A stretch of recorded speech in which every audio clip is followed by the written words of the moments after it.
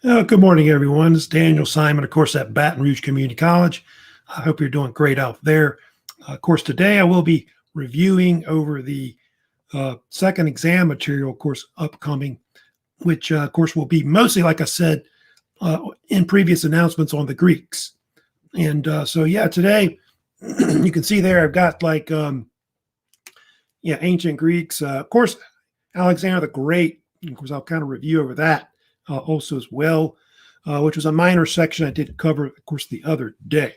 So anyway, of course, I did have some PowerPoint I did send out, of course, about the review questions that will be on the second exam. These will be specific ones. Of course, I'll not have the whole thing on there, but you can turn those in, of course, for extra credit for bonus points in the speed grader where it says the second exam study guide. That's in assignments. So anyway, let me go ahead and go into some of y'all's the topics that we do have. Of course, I will first start talking about, of course, ancient Greece. So one of the first questions I've got up there, you can see, around what sea did most of the ancient Greece develop as one of the first European civilizations? Mostly the Aegean Sea. I know it's kind of like close to the Mediterranean, but predominantly the Greeks lived pretty much around the Aegean basin, between like Greece and Turkey. I think I told you Plato said they were kind of like frogs around a pond, something like that. So that's basically it. What mythological figure is Europe named after? Europa, who was this Phoenician princess that was kidnapped by Zeus and brought to what is Crete, where one of her sons, of course, would be King Minos. What is the historical name for early Greek history when the Minoans and Mycenaeans flourished? That, of course, was it's called different names. The Greek Bronze Age is, of course, one of the common names that they usually use. And people also call them the Aegean civilization because they lived, in and around the Aegean basin. Who are the Minoans? Minoans, of course, were one of the oldest of the Greek Bronze Age peoples of the Aegean civilization. They were mostly based in the Aegean basin, like on the island of Crete, of course. But they also lived like in the Cyclades, which are kind of like islands that are right above the central Aegean. Minoans were known for their maritime culture, sailing and trading throughout the Aegean basin, and also the Egyptians. They're considered like the first European civilization that you really have before the others come later. What main island did they develop in the southern Aegean? The island of Crete. And I did tell you they were also like in the Cyclades also as well.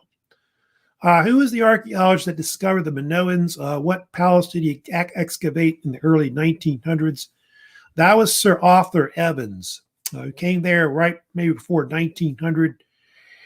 And he's the one that found the palace complex there, which they think was also a city, that they later called it Knossos, which they think that may have been the palace where King Minos, ruled from or whatever. So he kind of came there and excavated it and began rebuilding it, which I showed you before. Who was the mythological king associated with the Minoans? King Minos, who the Greeks talk about in mythology. They're not sure if he's a real person, though, but he may have been a great king of the Cretans on Crete, maybe. What famous legend is associated with this king? The Minotaur, which is, of course, is that famous bull monster that they always talk about. Of course, half bull, half man, that he supposedly put into a maze or labyrinth that was part of the palace complex. That may have been part of Knossos, but they're not really sure. It says then, what was the main Minoan language? Of course, that was discovered by Sir Arthur Evans when he was on Crete. That was Linear A. They called it, it's like an early pre-Greek language that influenced, they think, Linear B. That'll be later. So that was what their language was. What type of artwork were the Minoans famous for in their palaces and homes? I talked about the fresco paintings, or these lime plaster paintings that they were put on, their homes and the palaces, with the bull leaping fresco. I think I showed you was one of the most famous that they're kind of known for. What caused the Minoans to decline? They believe the Minoans were wiped out by some kind of volcanic eruption where Santorini is today. They sometimes call it the Thera eruption, volcanic eruption. And it created tidal waves or tsunamis that they think struck Crete, and that caused that. And then Mycenaeans came in and took them over after that. What myth or legend is possibly associated with their decline? They think that Plato later wrote a story which they think is about maybe the Minoans, and it's the story of Atlantis, which was about this early civilization before the Greeks that sank below the sea. And so they think it's the same thing maybe later in modern times, but they're still not sure. But some people think it could be. Who were the Mycenaeans? Where they developed in Greece? The Mycenaeans were like an early Greek Bronze Age people too, as well. That kind of come after the, kind of like at the same time as the Minoans are, but they develop on the mainland of Greece, like around the Peloponnese Peninsula. And the Mycenaeans were more of a warlike culture.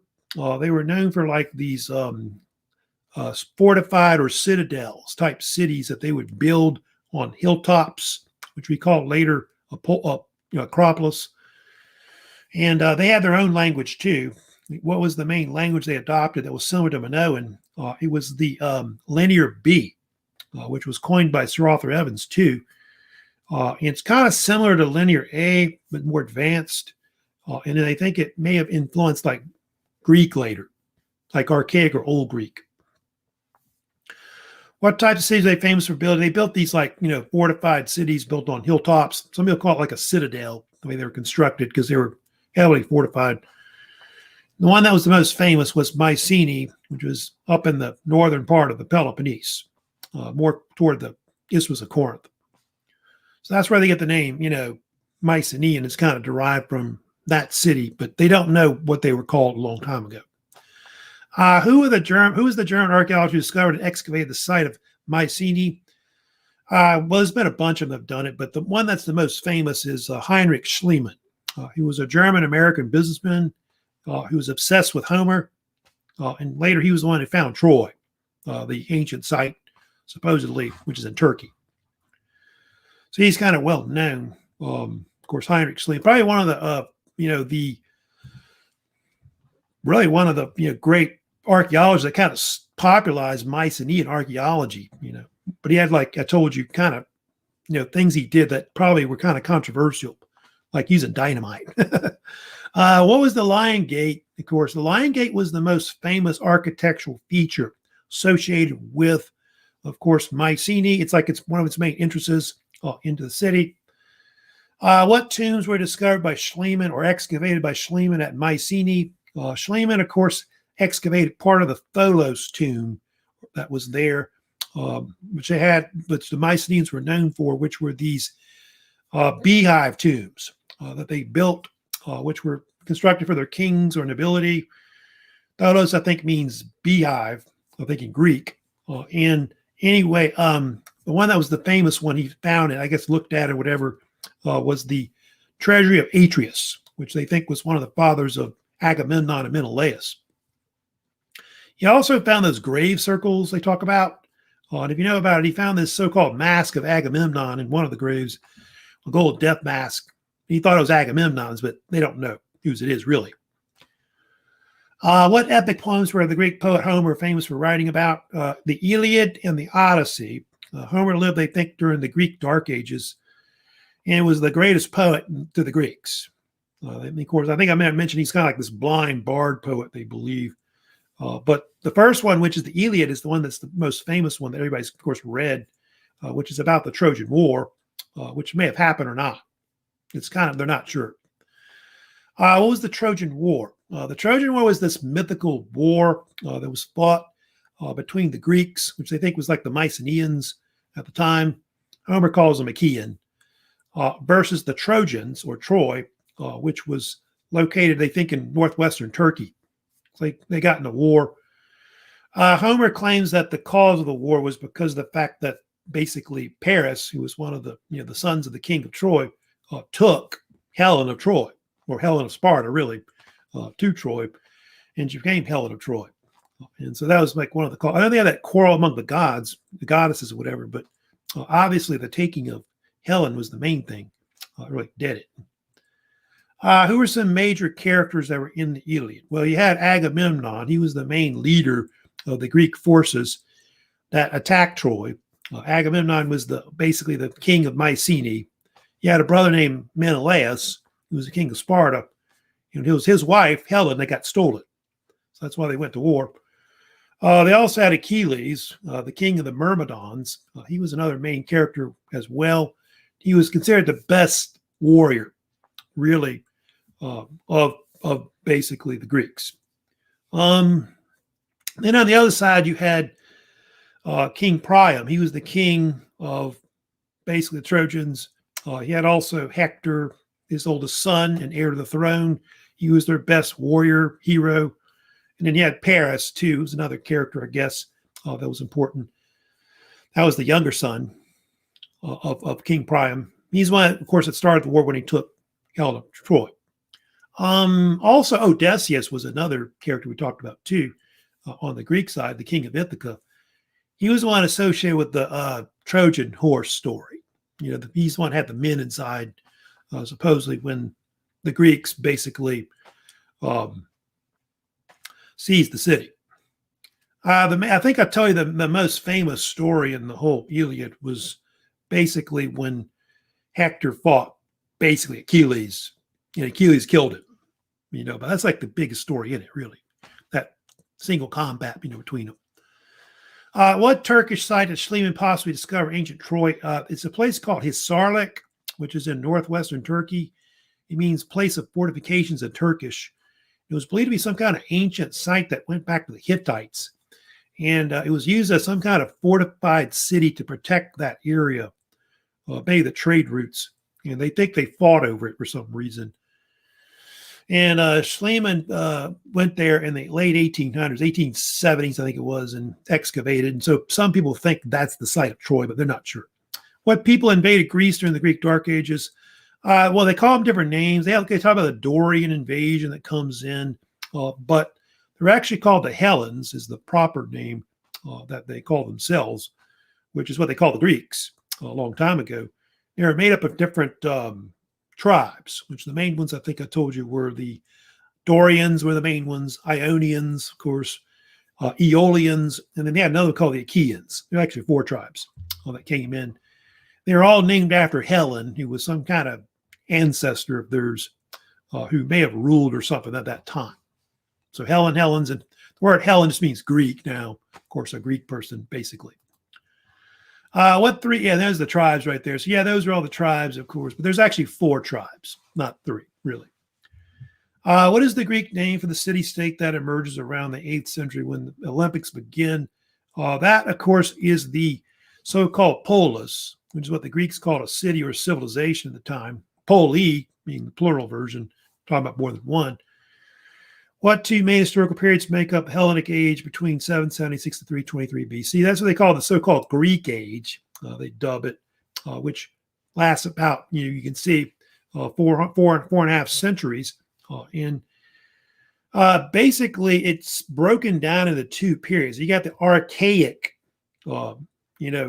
age or Greece, which starts around 776, and it goes down to about 500. So it goes from like when the Olympics started, maybe in Greece, and down to right before around when the greco-persian wars break out.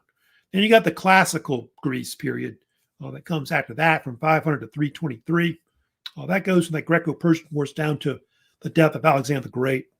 Then you do have that Hellenistic Age when Alexander conquers the East and Greek culture is spread to that area between 323, 30 BC, about roughly. And so you've got really 3 sub-periods, I guess, part of that era that you've got where the Greeks kind of dominate. What were the Acropolis and Agora in the Greek city-state? The Acropolis was the high point of a city where most cities were built on the polis. It means top of the city or something like that in English, I guess, from the Greek. And it's where they had all like their other temples and civic centers, and they used it also as a fortification as well, like they did at Athens. Acropolis Hill, or Acropolis at Athens, is the most famous one. Agora is like the assembly area, so kind of what it means in Greek, where the citizens would, do stuff there publicly, like have their assemblies, markets, baths, sporting events would be put on, and entertainment, plays. So it's like the town square. It's been compared sometimes to the Roman Forum. What types of government did the Greeks develop? The Greeks had like democracy, oligarchy, which the two most famous ones, which were there. Athens favored, a democracy where all the male citizens could participate in the government, run the state, vote, hold office. Sparta had an oligarchy, which is a type of government where just the elite ran the government, where like you have the upper class. It's like the Spartans running everything. I told you like democracy meant something like ruled by the people or tribes, but basically an oligarchy means in Greek ruled by just a few people, a few. So yeah, and Sparta had the kings, which is kind of weird, but they had these two kings they had that were kind of had a lot of military power and other things like that also as well. That's part of why they hated each other after Sparta, because they had these rival governments that they had. What were hoplites? Hoplites were, of course, heavily infantry type foot soldiers of the Greeks.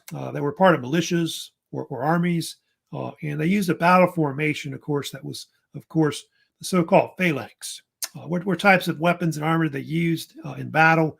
Their chief weapons they used was the dory, which was like a hoplite spear, and then the xiphos, as you know, was, of course, the hoplite short sword. Armor, they had all kinds of things like cuirasses I told you about, like lamellar, et cetera, that were popular as well. They had helmets like the bronze helmet, like the Corinthian helmet was also used. Greaves for protecting their legs and arms were also there. Don't forget the most important armor they had was the round shield, the so-called hoplon that they used. That's where you get the word hoplite from originally. What peninsula did Sparta and Athens develop in Greece? Sparta was on the Peloponnese, like the bottom of it, area called Laconia, mostly they call it today. And Athens was on the Attica Peninsula, which is kind of in the northeast, across where the Isthmus of Corinth is. It's on the other side of that. It's like 100-something miles northeast of Sparta, about where it is. What was the name of the ancient region where Sparta developed in southern Greece? Well, it's called different names, but Laconia is the modern name, but they called it Lacedaemon or Lacedaemonia, which was named after some Greek mythological character who was, they think, a son of Zeus. So that's the origin of the name, but Laconia is the modern name that you call it now. Who were the helots that Spartans used to farm their land? Helots were believed to be slaves or serfs. They were under the Spartans. They were believed to be some kind of indigenous peoples of that region that lived in either where Sparta was or also Messenia, that was to the west of it. And they pretty much could do whatever they want with them. So helots were like the ones that did everything. They controlled the economy, but they didn't have any rights. They weren't really Spartan citizens. King Lycurgus was considered one of the founding fathers of like the later Sparta that we talk about. Lycurgus, they're not sure when he lived, 7th, 8th centuries, sometime maybe like right, I think after the Dark Age ends. But Lycurgus is important because he's the founding father of like the state, the Spartan state, the constitution, like their laws and court systems, assemblies. He also created the Spartan like military school. What was the Agog? That was the Spartan military school, which trained Spartan boys from the age of like 7 to 21. And they also educated women as well. So women and men both were educated in the Spartan world. What was Athens famous for as a city-state? Athens was known for its Greek culture, of course, which influenced Western culture, Western civilization later. Also, it was known for its maritime power, its big, powerful navy that they had. I think I told you that their big thing they loved to export was olive oil. Why was the Athenian politician Solon important to making reforms and creating early democracy under his leadership as Archon? Solon was considered one of the founding fathers of democracy. I think it's up there with Cleisthenes and also Pericles as well. Archons were like these chief magistrates of like the Greeks, especially like in Athens. And Solon was in power for a bunch of years. What were some things he did? He founded pretty much, they think, their assemblies, like the Ecclesia, the Council of 400. And then they think he may have also founded the Areopagus, which was like the appeals court of Athens, which was kind of like our Supreme Court we have, kind of like that. Pisistratus was a later ruler that came after Solon. I think they may have left, and he was a tyrant who ruled Greece. And he and his sons, I think he had a son named Hipparchus and Hipparchus and what was the other guy? I can't remember his name. Hipparchus and Hippias. Yeah, that was his name. They were tyrants too, who ruled also as well. And so for a while, the Greeks experimented with tyrants, like tyrannies, where you had these aristocrats that kind of ruled like kings, basically, more or less. Now, I think he tried to get back power during the Persian Wars, but never could, like one of his sons. Who was Cleisthenes? Cleisthenes was another famous Athenian politician who was known for democratic reforms. He's considered to be one of the fathers of Athenian democracy. He's the one who created the Council of 500, which some people think is one of the first real democratic assemblies that they have at Athens. Cleisthenes is also the one that created the so-called ostracism that the Athenians were kind of known for. Let's see. Who was the main Spartan king who led Thermopylae? I think these are out of order for some reason. I don't know why exactly. Oh, there it is. What were the greco-persian wars? The greco-persian wars were a series of wars which were fought in Greece between the Greeks, of course, and the Achaemenid Empire, which was the Persian Empire. What was the main cause of the wars breaking out? Well, the wars were caused by the fact that the Persian Empire began to push into the Aegean Greek world, like when Western Turkey is. And they had the so-called Ionian Revolt that broke out around 499. And so that's believed to be one of the main causes of why it happened. And so the Greeks and the Persians began fighting at that time. I think King Darius the Great was the king at the time when the wars broke out. Who was the main historian who wrote about the wars? Predominantly Herodotus was the main historian that really went into it. And he's got a series of books called the Histories of Herodotus, or also called the History of the Persian Wars. Who led the first invasion of Greece? It was a guy named Datis, but it was, of course, the actual forces were Darius the Great's that was sent to basically attack Athens in 490, and it led to the Battle of Marathon. The Battle of Marathon was the first major battle that was fought in the Greco-Persian Wars. And the Greeks, even though they were outnumbered like 3-1, defeated them in a decisive battle. And it forced Darius the Great to retreat back to basically Persia. Who was Phidippides? Phidippides was believed to be some kind of Greek messenger that's famous with the battle. He's one that actually ran from Marathon to Athens to tell them that they won the battle. And it's the origin of where basically the Marathon run came from in modern times. Who led the second invasion of Greece in 480 BC? That was Xerxes the Great, the king of Persia, who was the son of Darius the Great. He, of course, would invade through northern Greece. That was different. Remember, he crossed the Hellespont by bridging it. And then what happened was, because of the fact that Xerxes amassed such a huge army, that the Greeks had to basically come up with a strategy to try to defeat the Persians. And so what they did was they blocked a lot of the northern passes in straits, like Thermopylae Pass, as an example. And I think I also told you about, I think they also blocked the Artemisian Strait too, above Ebola. What occurred at the Battle of Thermopylae? Thermopylae was a 3-day battle for control of Thermopylae Pass, which is the main road that goes into Boeotia. And so the troops were led by the Spartan king. Yeah, who was the main Spartan king who led the forces at Thermopylae? That was King Leonidas, who had about 300 Spartan soldiers with him.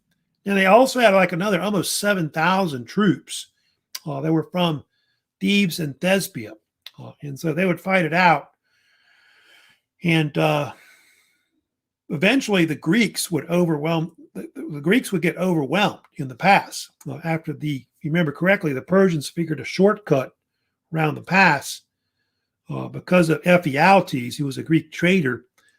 And so they were able to overwhelm them. And so Leonidas and his forces that stayed behind, kind of a rear guard force, got wiped out.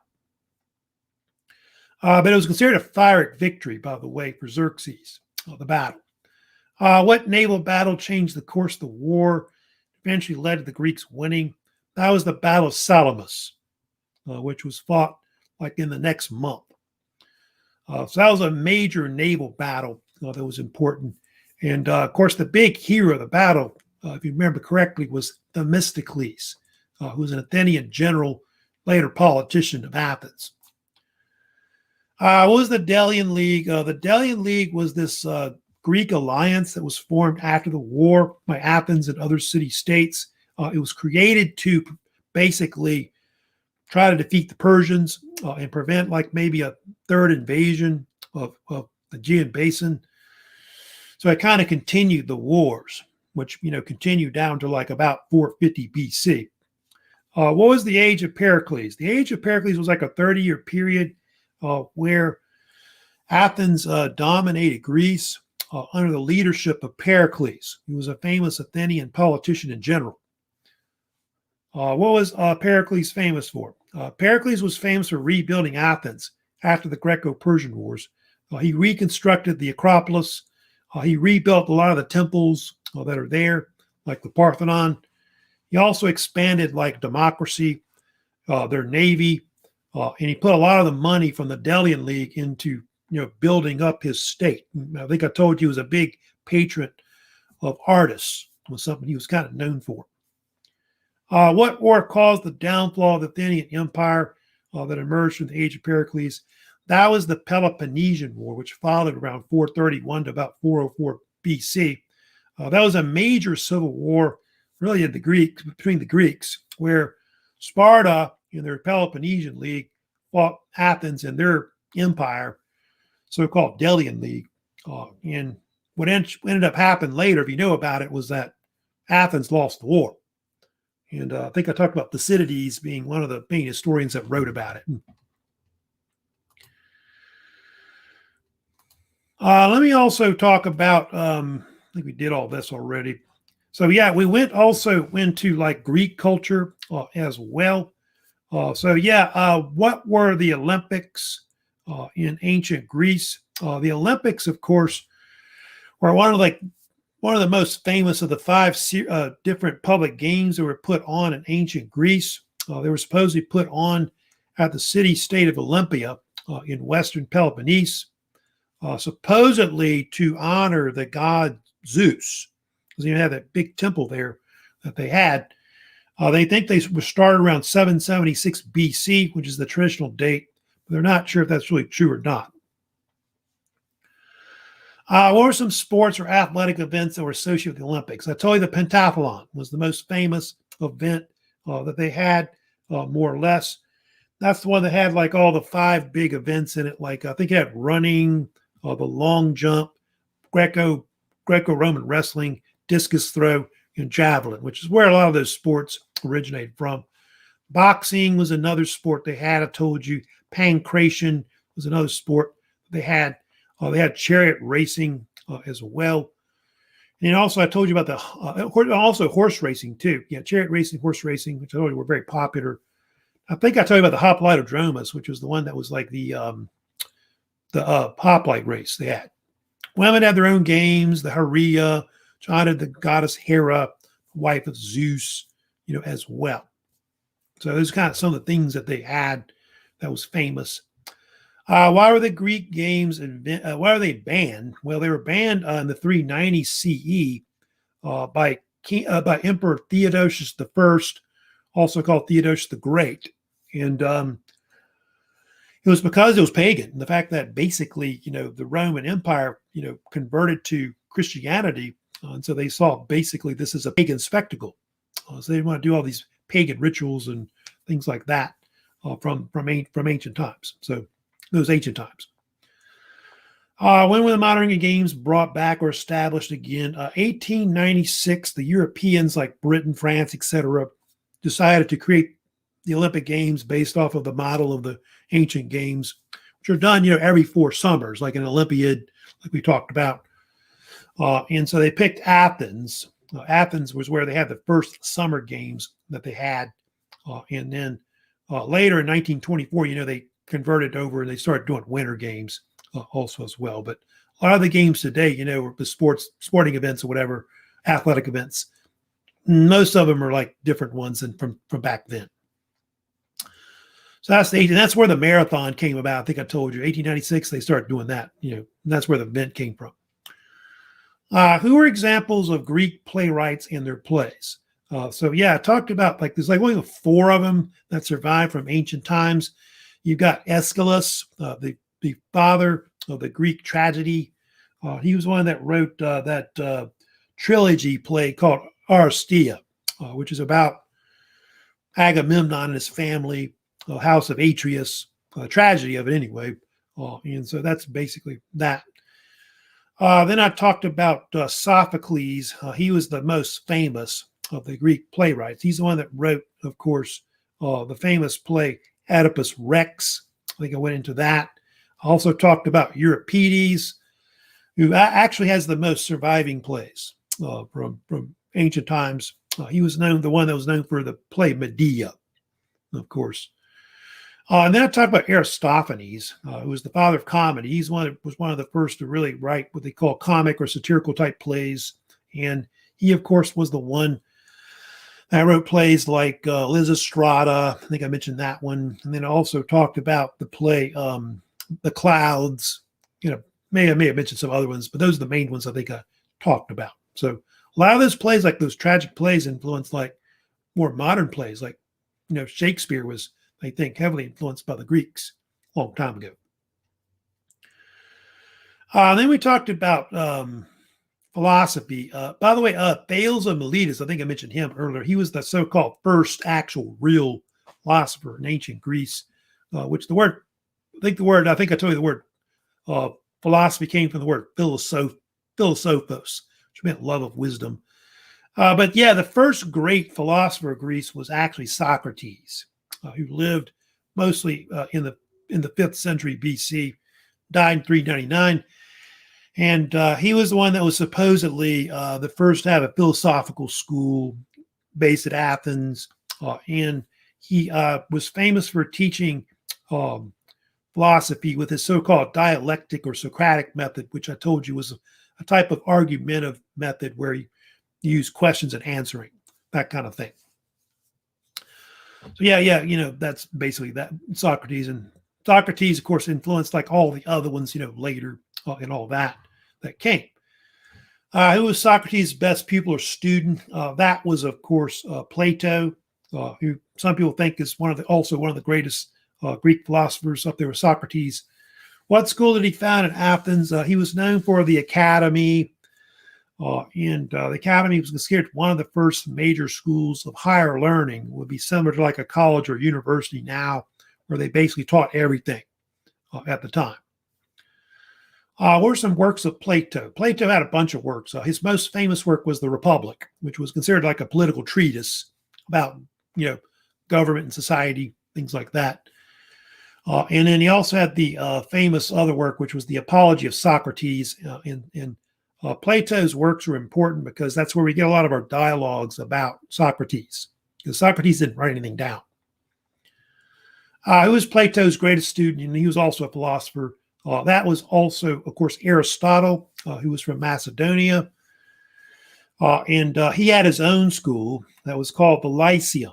which was sometimes called the Peripatetic School, that was in a temple called the Lyceum Temple, which is why they call it that.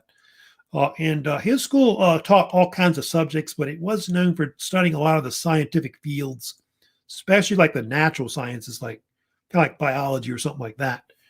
Now, I think I told you Aristotle was like a novice biologist, botanist, and things like that.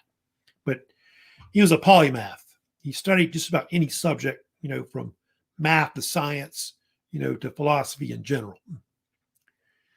Whom did Aristotle teach that became a famous Greek conqueror? I think I talked about this numerous times, but we're talking about Alexander the Great. And they think that Aristotle taught Alexander when he was a teenager, likely in middle school, high school kind of age. Who were the Olympians that took over the earth, or also usually called the 12 Olympians? Yeah, we went, of course, and we talked about Greek mythology, like the different gods that they were known. That was like the nickname that they often call the main gods that were the most famous that lived at Mount Olympus, that were led by Zeus, who was, of course, one of the sons of Kronos, who was like one of the big titans that ruled the earth before. Yeah, where they live in Greek mythology, of course, Mount Olympus, which I think Mount Olympus was still located in northern Greece today, but the Greeks actually thought they lived there, like Zeus and them, believe it or not. But, now later, like people don't anymore. But I know about Roman times, they're like, nah. But that's something that they actually believe. So it's part of where the term Olympians comes from, but don't confuse it with the Olympics. The term Olympics comes from actually Olympia, actual city. Who's their main leader, along with the two powerful brothers that divided up the earth? Of course, you had Zeus, who's the most powerful, of course, who would take over the sky if they take over the earth. And then his other two brothers, were Poseidon, would rule, the oceans and seas, and one that caused earthquakes, etc. And then Hades, they call Pluto, of course, ruled basically the underworld. Let's see. Of course, I went in and I kind of, went through all the different gods that I kind of went through. I kind of discussed them also as well. Yeah, he had all these siblings and, of course, children that they had as well. Zeus had several sisters, you can see there, which were basically three. Hestia, or Vesta, they called her. Hestia was the goddess of like the hearth and the home, the one they would, they would associate with eternal flame that they would keep in a lot of, Greek cities. The Romans later had Vesta, the Vestal virgins and all that I talked about. Hera, or Juno, was the wife of Zeus, also his sister. She was often associated with like marriage, women, childbirth, and children, things like that as well. She is considered one of the most powerful goddesses of the Greeks, called Juno, the Romans. Demeter, or Ceres, of course, goddess of the harvest as well. So those kind of like the main ones that were there. Hades, though, they're not sure. Like I said, Hades often reside in the underworld, and so he's sometimes not counted as an Olympian for some reason. Children of Zeus, which you see on the bottom that were kind of famous. Athena, of course, the Romans called her Minerva, was the patron goddess of Athens. She, of course, was associated with like war, culture, peace, things like that. Apollo, of course, who is not known by another name of the Romans. The Romans called him Apollo as well. He was a very famous son of Zeus. He was associated with like sun, light, poetry, prophecy, the truth. Artemis, who they also called Diana, was the so-called virgin huntress. She was often associated with hunting and was considered like this moon goddess that was a protector of children. She's often seen like a bow and arrow with her and things like that. So she's a daughter of Zeus. Hermes, who they call Mercury, the Romans later. See a lot of the Roman names where you get the planets from, if you know about that. Hermes, of course, was the messenger god of Zeus, like one of his sons. He was the one that had like wings on his feet and on his helmets, very fast, very quick. And he was kind of like the eyes and ears of Zeus, like throughout the world. And it's often associated with like thieves, athletes, because for being quick and all that. Aphrodite, or Venus, of course, the goddess of love and beauty, another daughter of Zeus. Remember, she was the one that partially caused the Trojan War, when she basically made Paris fall in love with Helen. And then, of course, he took her back to Troy. So Aphrodite was also the lover of Ares or Mars, which is true. They had a son named Cupid. You see on the bottom, Eros or Cupid. Eros or Cupid is the god of like erotic love, like sexual love, which might not be true love, that kind of thing.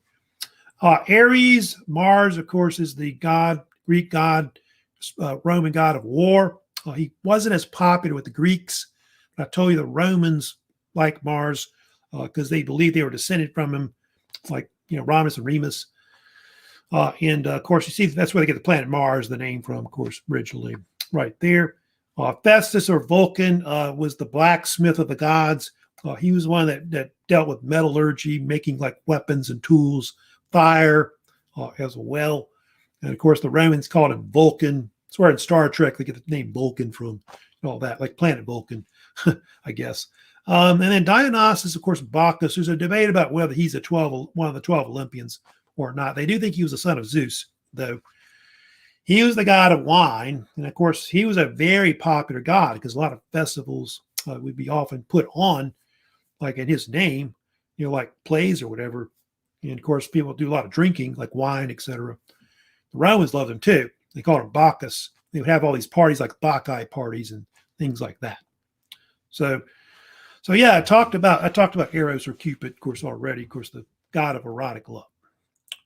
All right, let me also move on and talk about also the Macedonians, of course, that come in next in the Hellenistic Age that they have. Of course, who are the Macedonians? Where did they develop? The Macedonians were Greek peoples that lived in northern Greece. They were part of a state. It was like a city-state and kingdom that was known as Macedon or Macedonia. Either one it's okay. Macedonia is the common name, of course, they say today. So they lived up in the mountains of northern Greece and Macedonia. And I told you that the name came from Macedon, who was like one of their descendants, they think. Who was King Philip II? What was he famous for? King Philip II was, of course, one of the first great rulers of the Macedonians who lived in the 4th century BC. And he was the one that developed their military and was the father of Alexander the Great. What was the Macedonians' military's main centerpiece of his armies? They used the Macedonian phalanx or phalangites, which were phalanx forces that were twice the size of the Greeks, like double. I think it's 16 by 16. With the weapon they used, you can see there was the sarissa, which is a type of 18-foot pike, or we call it like a long spear. And it was primarily used to try to stop cavalry from being attacked in the center. Then he had his companion cavalry. Don't forget companion cavalry, which was usually attack the wings of different armies, and that was considered the best part of their army, which really is why they were so invincible later. Who was Queen Olympias? She was the main wife of King Philip of Macedonia, and of course later, as known as the mother of Alexander the Great. What allowed Alexander the Great to seize power in 336 BC? Of course, known as Alexander III, Macedonia originally. That, of course, was the assassination of King Philip in 336, which they think he was killed by one of his bodyguards, but they're not sure it was either that or Queen Olympias was behind it. So they're not sure exactly what that. What are some interesting facts about Alexander? Well, he was educated, like I said, by Aristotle. I think I told you that. He was famous for his horse. I told you about Bucephalus, which he got when he was like a kid. And then I think I told you about his best friend. I don't know if he had to do his best friend, but his best friend was Hephaestion. Of course, I think I mentioned about him being big. And Alexander was like obsessed with like the Iliad. He thought he was Achilles, basically. What ancient authors wrote about him in their works? The ones that were the most famous ones you need to know about, Plutarch, of course, wrote a famous book called The Life of Alexander. There's a series of books, by the way, called Parallel Lives, where he kind of compared Alexander to Julius Caesar. Then you had Arian. He had a series of books that were called, they call it different names, but the common Greek name they called it was the Anabasis of Alexander. But some people will call it also the Campaigns of Alexander. Now, talking about Quintius Curtius Rufus, also that was the Roman author, historian, had a book called The History of Alexander the Great as well. They have that other one, which Diodorus of Sicily, I wouldn't worry about that one, but that was the oldest one, which was in this book he wrote about world history, but it's the oldest one, but it's not as good. What empire did Alexander begin conquering in 334 BC? Who was the ruler that he later went to defeat by 330 BC? Alexander would eventually conquer the Persian Empire, the Achaemenid Empire, which I told you had pretty much controlled most of the Near East, from India to Egypt and Turkey. And the leader he fought was King Darius, or Darius III. He would defeat, he was much older than him, like in his 30s. Alexander was only 20 when he invaded Persia. What major battle fought near Syria? It's actually in the southern part of Turkey today, but it's near the Syrian border. Allowed Alexander's force to conquer Lebanon and Egypt and all that, Israel, etc. That was the Battle of Issus. It was the first major battle that was fought between Alexander and Darius. They'd fight like in two battles. Alexander's forces basically routed Darius, who fled, and then, of course, he was able to march down the coast, the eastern Mediterranean, seizing Syria, Lebanon, Israel, and then, of course, marched into Egypt as well. What famous city did Alexander found in Egypt? He founded the city of Alexandria, which will be later like the capital of Egypt for years after that. And was built like a model city, like in Greece. He would build these all over the place, like that one. But that's the only one that survived, Alexandria, but it was the center of Hellenistic culture. What great battle fought in Iraq was Alexander's greatest military victory, where he destroyed an army 5 times the size of his. That was the Battle of Gaugamela, which is sometimes called Arbela, which was fought kind of in eastern Iraq near the Iranian border. And Alexander's forces was heavily outnumbered by Darius the Great, who probably had maybe 250,000, they think. And he used mostly strategy, but if you remember correctly, the reason why he really won the battle was because Darius fled again. He was just a cowardly type ruler. And so Alexander's force was able to destroy his army, and then from there he was able to mop up and conquer the rest of the Persian Empire. How old was Alexander when he defeated the Persian Empire? At least when he defeated Darius, he was around 25. He was very, very young. So one of the youngest conquerors in history, who never, of course, was defeated in battle. What other parts of Asia did Alexander conquer? He also conquered into what is Afghanistan. Well, actually took over Iran first. He took this capital, Persepolis, which was burned around 330 BC. He took Afghanistan. He took over Pakistan. And I guess what they think part of northern India, like around where the Punjab region is, northern India and Pakistan.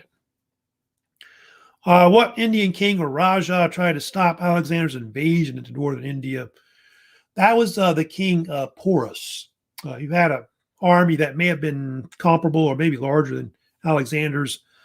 And they fought a battle called the Battle of the Hydaspes River, River Hydaspes, it's called, which they think was fought in maybe May of 326, they think. And Alexander defeated Porus, but the battle was very famous for the Greeks fighting elephants. They never fought war elephants much before. Darius had used war elephants, they think. Well, actually used elephants, but they were used for pack animals, they think, but not as like tanks, like we kind of talked about. So, in that battle, I didn't talk about it, but Bucephalus was actually killed in that battle. That's one thing that's kind of famous that I didn't kind of mention, but that's true about that. What forced Alexander to return to Iraq around 326 BC? Well, he wasn't defeated, unless you talk about the fact that he was defeated by his own men. His men mutinied, and so they forced him to go back. And he was going to go back and rebuild Babylon as his capital, as you know. What likely caused Alexander's death in 323 BC in Babylon? That's debated today. Still, they don't really know. But the main theories on what may have killed Alexander is some kind of illness, like malaria is a popular theory, that he got a mosquito bite and got ill from malaria. And then there's some speculations too that he was poisoned as well, which I think I told you his mother thought that pretty much, Queen Olympias. Well, as a result of Alexander dying, his empire was broken up among his generals. They would eventually fight over it. And it would lead to a new historical period that would follow that would be called the Hellenistic Age or Hellenistic period, which would go from 323, when Alexander died, to about 30 BC, which is when Cleopatra, I think, died. And it's an historical period where basically what happened was Greek culture was basically was spread to the Near East, into from Turkey into Egypt, into Syria, Iraq, Iran. It went into as far away as Afghanistan, India, and it became a synthesized culture of Greek and other cultures that was there. And that's why I call it Hellenistic, that term being used to describe the region. And it lasts down to like the Ptolemaic state. I think that was the last one that got conquered, by the Romans. And Cleopatra, I think, killed herself. What civil war between Alexander's generals followed, of course, after Alexander died? That was they call it the Wars of the Diadochi, or the Diadochi Wars, which are also called the Wars of the Successors. They lasted from about 322 to about 301 BC, mostly. And what happened was his generals broke up the whole empire into multiple states or kingdoms. And what are some famous examples of some of these states that were created after Alexander died? Well, the one that was the most famous was the Ptolemaic kingdom, or state, or Ptolemaic Egypt, they call it also, which was at Egypt and part of Libya. And it was founded by one of Alexander's generals named Ptolemy, also known as Ptolemy the First Soter.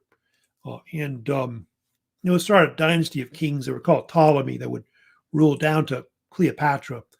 Cleopatra was the last ruler of them, and they would rule from Alexandria, was their capital. Seleucid Empire was another one, which was founded by this general of Alexander named Seleucus. I think I talked about Seleucus the First. I think he called himself, actually. And that was the largest state. They ruled over a large area, which was like, Iraq, Iran. They ruled over Syria. But the capital was based in the west, where Antioch is. That was the capital of the Seleucid Empire. And it was around for like 200-300 years before it was conquered also by the Romans. They had one called the Antigonid Kingdom, which was like in Turkey and part of Thrace, east of or north of Greece. And it was controlled by this guy named Antigonus the One-Eyed. He was another general of Alexander. They call him Antigonus the First, maybe, I think, sometimes. And his state collapsed, though. It was like one of the shortest reigning ones, I guess, they had. And I told you that Antigonus was one of the generals of Alexander that wanted to try to keep the empire together. That's part of why the wars were fought, because some wanted to keep it together, some wanted to split it up. And he eventually was killed in the Battle of Ipsus, 301. And so basically that ended the whole idea of like having one state, Then I think I talked about Macedonia. I think it is. They broke off and had a separate state, Kingdom of Macedonia, which was ruled by generals Antipater and his son Cassander, as well, ruled as well. And that was a state that also was absorbed too into the Roman world. In fact, they're all conquered at one point, by the Romans. So yeah, the Romans, pretty much will absorb all the Hellenistic age, to take it over, and so that's all the material that I'm going to have on this exam. I know it's kind of like a mini test, I guess, is what it kind of is, more or less. But I do have the directions listed, with the assignment. Make sure you look at that. You do get 2 attempts on it. It's just like the last one you did. I think it almost had the same amount of questions, I thought. So I think it's around 40, I thought, last time, or something like that. But pretty much same directions as before. So if you put in an answer, it does lock it. So anyway. So yeah, don't forget, like if you have any comments, questions on this. I think most of you probably aren't watching because I know this is on a Friday. I did this because we usually have class on Monday, Wednesdays, but when I give a lecture. But you have any comments, questions, of course, about this lecture, about the review, let me know on my channel. If it's an administrative question about something else, just email me about it. And so that's it for today. Hope y'all have a great weekend out there. But yeah, the exam should be up at 10 a.m. of course today on Friday, March 26th, and y'all should start working on it. It will be up. It will be up till like the beginning of spring break. I know we have like 2 lectures next week. I know I've got to do where I'm going to move on to talk about the Romans, the Roman period next. But I think starting Friday next week we have, of course, spring break starting into the next week after that, which we'll have.